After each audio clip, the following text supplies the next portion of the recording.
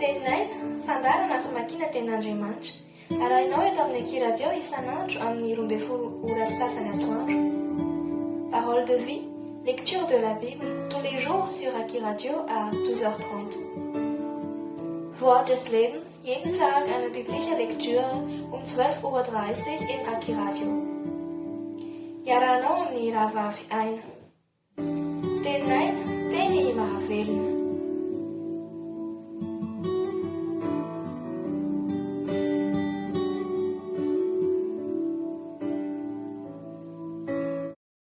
Ny filazantsara nosoratan'i Mark, toko 2. Ninasitra an'i Jesosy andray lehilahy narary ny paralysisy tao Kapernaum. Amin'ny anaran'i Jesosy. Ary no niditra tao Kapernaum indray izy, rehefa afaka andro vitsivitsy, dia rehefa tao an-trano izy, ka dia tafangona ny maro ka tsy nisy toerana intsony, na dia tena alohan'ny varavarana aza, ary izy nitory ny teny taminy. Ary nisy nanavana mitondra ny anankiray marary ny paralysisy ao eo aminy, izay nolanjain'ny efa-day. Ary satria tsy afaka nanakaiky azy izy noho ny abetsahan'ny vahoaka, dia nanesora ny tafon'ny trano nitoeran'i Jesosy, ka noho ny efa voasokatra dia nampidiriny teo ny fandriana izay nandrin'ilay marary ny paralysisy. Ary Jesosy, no nahita ny finoana ireo, dia nanao tamin'ny marary ny paralysisy hoe, anaka, voavela ny elokao. Ary nisy mpanoradalana sasany nipetraka teo ka nieritreritra tao am-pony hoe, nahoana ilay ity no miteny toy izany? Miteny ratsy izy. Iza no mahavela eloka fa tsy iray ihany dia Andriamanitra? Ary niaraka tamin'izay Jesosy dia narara tao amin'ny mpanahiny fa nieritreritra izany tao am-pony ireo, dia hoy izy taminy, nahoana ianareo no mieritreritra izany zavatra izany ao am-ponareo? Iza moa no moramora kokoa, ny manao amin'ilay marary ny paralysisy hoe voavela ny elokao, sa ny manao hoe mitsangana, betao ny fandrinao ka mandehana? Fa mba ho fantatrareo fa ny zanak'olona manana fahefana ety ambonin'ny tany hamela eloka, dia lazaiko aminao, hoy izy tamin'ilay marary ny paralysisy, mitsangana, betao ny fandrinao ka modia ny an-tranonao. Dia nitsangana izy ka nambeta ny fandriany niaraka tamin'izay, ary niala teo anatrehan'ny olona rehetra. Dia talanjona izy rehetra ka nankalaza n'Andriamanitra nanao hoe, tsy mbola nahita izay toy izao izahay. Ny niantsonan'ny Levi sy ny fanasana nataony tao an-tranony, ary ny toriteny nataon'i Jesosy ny amin'ny fifatikaniny. Ary lasa nandeha teny amoron-dranomasina indray Jesosy, ary ny vahoaka rehetra nanatona azy, ka dia nampianatra azy izy. Ary no nandalo izy, dia nahita ny Levi zanaky Alfeo nipetraka teo am-pamorin-ketra, ka hoy izy taminy, manara ahy. Dia nitsangana izy ka nanaraka azy. Ary nipetraka ninona tao an-tranony izy, dia maro ny mpamory-hevitra sy ny mpanota no niara-nipetraka ninona tamin'i Jesosy mba amin'ny mpianana, fa nisy maro tao dia nanaraka azy izy. Ary ny mpanoradalana, izay isan'ny fariseo, raha nahita fa niara-nipetraka nihinana tamin'ny mpanota sy ny mpamory-hevitra izy, dia niteny tamin'ny mpianatra hoe niara-mihinana sy misotro amin'ny mpamory-hevitra sy ny mpanota izy. Ary raha nare izany Jesosy dia nanao taminy hoe, tsy ny finaritra no mila mpanao fanafody fa ny marary, tsy tonga iantson'ny marina aho fa ny mpanota. Ary ny mpianatra Jaona sy ny fariseo nifady tamin'izany, dia avy izy ka nanao tamin'i Jesosy hoe, nahoana ny mpianatra Jaona sy ny mpianatra ny fariseo no nifady fa ny mpianatra kosa tsy mba nifady?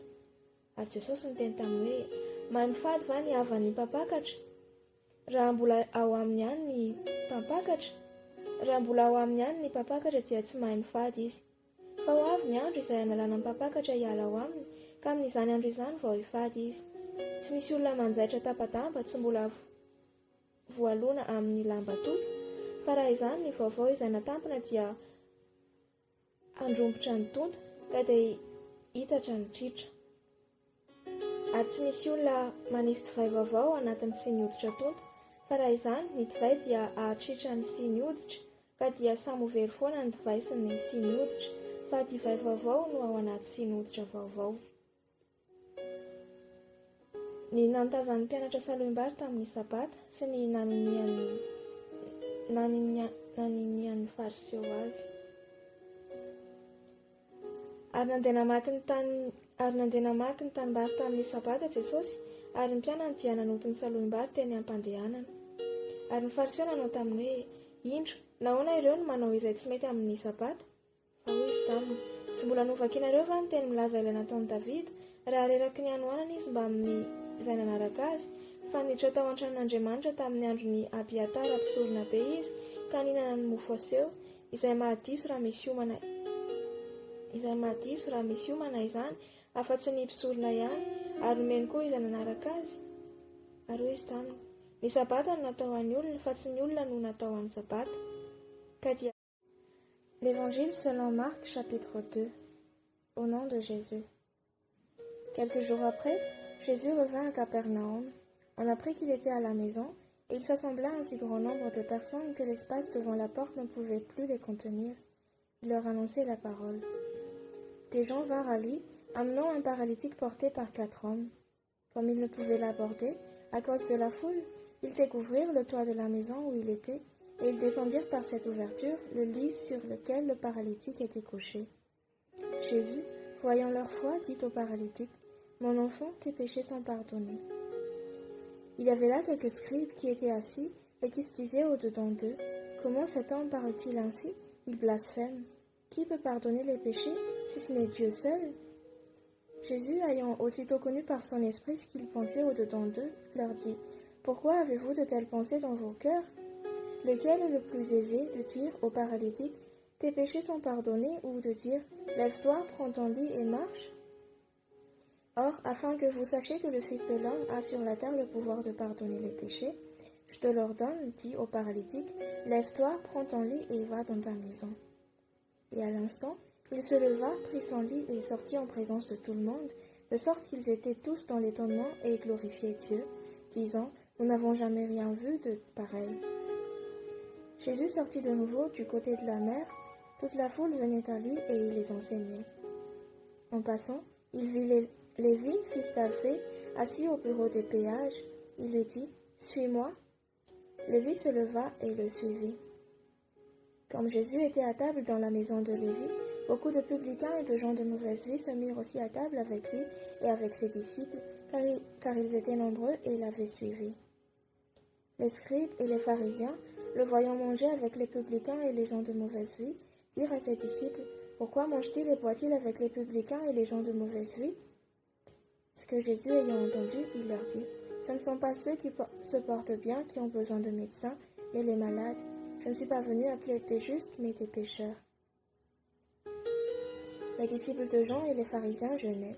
Ils vinrent dire à Jésus, « Pourquoi les disciples de Jean et ceux des pharisiens jeûnent-ils, tandis que tes disciples ne jeûnent point ?»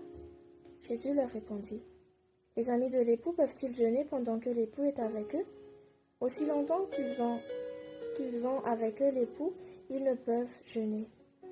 Les jours viendront et l'époux leur sera enlevé, et alors ils jeûneront en ce jour-là. Personne ne coud une pièce de drap neuf à un vieil habit, autrement, la pièce de drap neuf emporterait une partie du vieux, et la déchirure serait pire.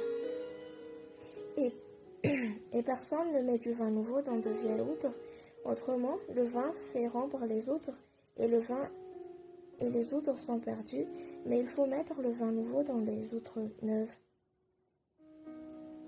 Il arriva un jour de sabbat que Jésus traversa des champs de blé. Ses disciples, chemin faisant, se mirent à arracher des épis. Les pharisiens lui dirent, « Voici, pourquoi font-ils ce qui n'est pas permis pendant le sabbat ?» Jésus leur répondit, « N'avez-vous jamais lu ce que fit David lorsqu'il fut dans la nécessité et qu'il eut faim, lui et ceux qui étaient avec lui? Comment il entra dans la maison de Dieu du temps du souverain sacrificateur Abiatar et mangea les pains de proposition qu'il n'est permis qu'aux sacrificateurs de manger, et en donna même à ceux qui étaient avec lui. Puis il leur dit, « Le sabbat a été fait pour l'homme et non l'homme pour le sabbat. De sorte que le Fils de l'homme est... » Das Evangelium nach Markus, Kapitel 2. Die Heilung eines Gelähmten. Im Namen Jesus. Und über etliche Tage ging er wiederum gen Kapernaum, und es ward hörbar, dass er im Hause war. Und alsbald versammelten sich viele, also dass sie nicht Raum hatten, auch draußen vor der Tür, und er sagte ihnen das Wort. Und es kamen etliche zu ihm, die brachten einen Christbrüchigen von Vieren getragen. Und da sie nicht konnten zu ihm kommen vor dem Volk, deckten sie das Dach auf, da er war, und gruben's auf und ließen das Bett hernieder, darin die Christbrüchige lag. Da aber Jesus ihren Glauben sah, sprach er zu dem Gerichtbrüchigen: Mein Sohn, deine Sünden sind dir vergeben. Es waren aber etliche Schriftgelehrte, die saßen allda und gedachten in ihrem Herzen: Wie redet diese solche Gotteslästerung? Wer kann Sünden vergeben, denn allein Gott? Und Jesus erkannte alsbald in seinem Geist, dass sie also gedachten bei sich selbst, und sprach zu ihnen: Was denkt ihr solches in eurem Herzen? Welches ist leichter, zu dem Gerichtbrüchigen zu sagen: Dir sind deine Sünden vergeben, oder steh auf, nimm dein Bett und wandle? Auf dass ihr aber wisset, dass des Menschensohn Macht hat, zu vergeben die Sünden auf Erden, sprach er zu dem Gerichtbrüchigen: Ich sage dir, steh auf, nimm dein Bett und gehe heim. Und alsbald stand er auf, nahm sein Bett und ging hinaus vor allen, also dass sie sich entsetzten und priesen Gott und sprachen: Wir haben solches noch nie gesehen. Die Berufung des Levi und das Mahl mit dem Zöllner. Und er ging wiederum hinaus an das Meer, und alles Volk kam zu ihm, und er lehrte sie. Und da Jesus vorüberging, sah er Levi, den Sohn des Alpheus, am Zoll sitzen und sprach zu ihm: Folge mir nach. Und er stand auf und folgte ihm nach. Und es begab sich, da er zu Tische saß in seinem Hause, setzten sich viele Zöllner und Sünder zu Tisch mit Jesu und seinen Jüngern, denn ihrer waren viele, die ihm nachfolgten. Und die Schriftgelehrten und Pharisäer, da sie sahen, dass er mit den Zöllnern und Sündern aß, sprachen sie zu seinen Jüngern: Warum isst und trinkt er mit den Zöllnern und Sündern? Da das Jesus hörte, sprach er zu ihnen: Die Starken bedürfen keines Arztes, sondern die Kranken. Ich bin gekommen, zu rufen die Sünder zur Buße und nicht die Gerechten. Die Frage nach dem Fasten. Und die Jünger des Johannes und der Pharisäer fasteten viel, und es kamen etliche, die sprachen zu ihm: Warum fasten die Jünger des Johannes und der Pharisäer, und deine Jünger fasten nicht? Und Jesus sprach zu ihnen: Wie können die Hochzeitsleute fasten, dieweil der Bräutigam bei ihnen ist? Solange der Bräutigam bei ihnen ist, können sie nicht fasten. Es wird aber die Zeit kommen, dass der Bräutigam von ihnen genommen wird, dann werden sie fasten. Niemand flickt einen Lappen von neuem Tuch an ein altes Kleid, denn der neue Lappen reißt doch vom alten, und der Riss wird ärger. Und niemand fasst Most in alte Schläuche, sonst zerreißt der Most die Schläuche, und der Wein wird verschüttet, und die Schläuche kommen um, sondern man soll Most in neue Schläuche fassen.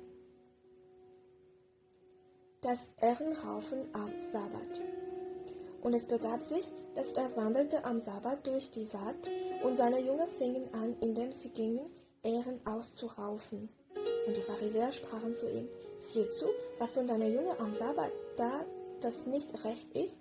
Und er sprach zu ihnen: Habt ihr nie gelesen, was David tat, da es ihm Not war und ihm hungerte samt denen, die bei ihm waren?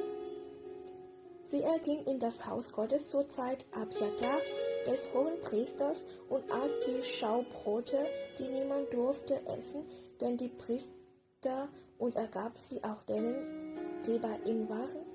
Und er sprach zu ihnen: Der Sabbat ist um den Menschen willen gemacht, und nicht der Mensch um des Sabbat willen. So ist des Menschensohn